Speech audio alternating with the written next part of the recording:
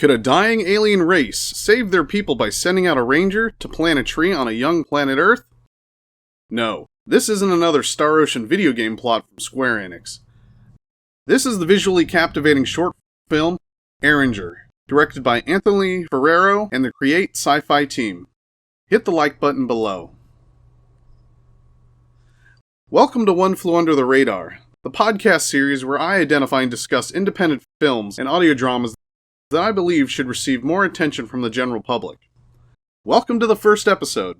I'm your host Barry, and today I will discuss the short film Aeranger. The way this show works is I'll present to you a film analysis, spoilers, and then my closing thoughts. I initially stumbled upon Ferraro's CreateScifi channel by watching multiple YouTubers discussing cosplay costumes, props building, and other camera hacks for beginner filmmakers. Cost is always one of the main obstacles stopping us independent filmmakers from even starting some of our projects. But Ferraro's dollar store hacks drew me in like a moth to a light bulb. His creative talent is genius, economical, and inspiring. He has a plethora of videos on crafting elaborate props and spaceships from simple household items. Kit bashers, his site is for you. Onwards to the film analysis. As I mentioned in my initial introduction on the film, I'm a sucker for visual storytelling. I mean, that's the whole reason to create a film. Illustrate with images what writers illustrate with words. Bobby Breckenridge, the actress portraying the main character, has a talent, no a gift, for using her body language to speak emotion to the viewer. Most of the dialogue in the film occurs near the middle and the end, which is fine for me. The music and her acting style told us the story through an impressive display of body language, facial cues, and objects within the film.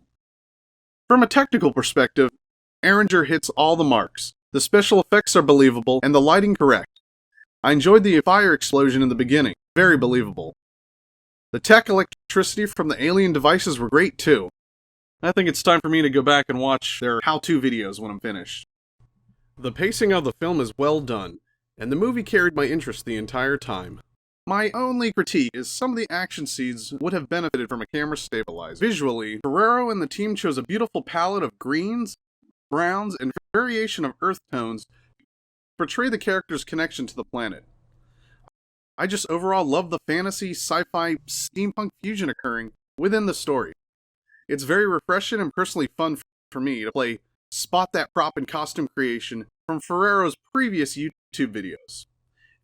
If you enjoy behind-the-scenes episodes, rewatch CreateScifi's channel on all the prop and costume builds that went into creating this spectacular short film.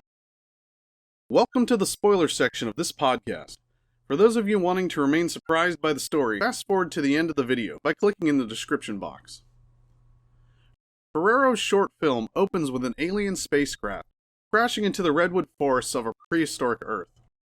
An elf-like alien emerges from the craft named Kal-El. Surprised to have survived the crash, Kal-El reviews her mission to plant a tree on a young planet Earth. The tree represents the summation of Kal-El's species and is to be protected at all costs. But as she prepares to release the tree from its container, a Neanderthal shows up to challenge her in a fight. Thinking quickly, Kal-El activates a force field weapon to protect her and the precious cargo from being attacked. Unfortunately, she is knocked unconscious by the blast. When she comes to, she quickly activates the device that ultimately secures the tree's survival from her planet, thus granting her alien people hope as they enter a prolonged hibernation period.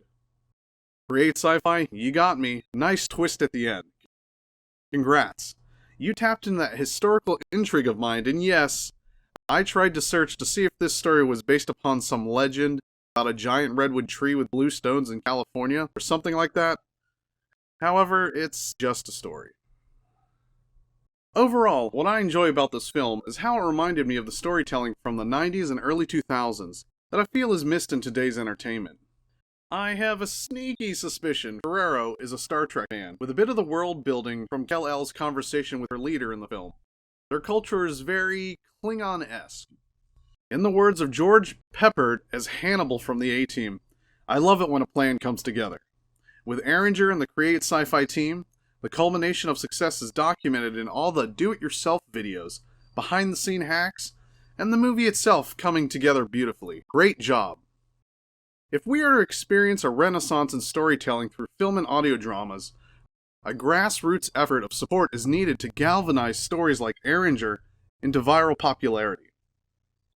How can you best support Aeranger, Ferraro, and the CreateScifi team? Visit his YouTube page below and watch Aeranger. Remember to like, comment, subscribe, and share their film with other friends, family, and colleagues who are interested in this content. Let's help this film go viral as Ferraro and the crew continue to tour the independent film festivals with current and future projects. Purchase some of their merchandise to help fund the page too. Independent filmmakers like Ferraro and the CreateScifi team need our help financially to continue to produce the content we've missed from original storytelling. Thanks for streaming the podcast.